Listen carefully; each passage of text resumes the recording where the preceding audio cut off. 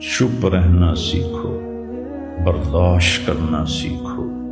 یہ صبر آپ کے اندر جمع ہوگا اور ایک طاقت بنے گا. وزن اٹھاتے ہوئے زور لگتا ہے، جب ہم وہ اٹھاتے ہیں تو ہمارے مسل چیختے ہیں، پھر ہم اٹھاتے ہیں تو ہمارا جسم خوبصورت بنتا چلا جاتا ہے. اور اگر یہ نہیں کرتے ہیں تو پیٹ آگے بڑھ جاتا ہے، جوانی میں ہی بوڑھے ہو جاتے ہیں.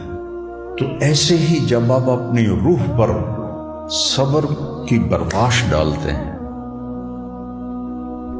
تو وہ روح اندر سے نا پھولتی ہے، پھیلتی ہے اور ایک طاقت بنتی ہے. اور وہ ایسی طاقت بن جاتی ہے جو آپ کی مجلس میں بھی بیٹھے گا نا، اس کی بھی زندگی بدل جائے. سوشل میڈیا پر سب سے قدیم اور سب سے ریلائبل برانڈ درسقرآن.com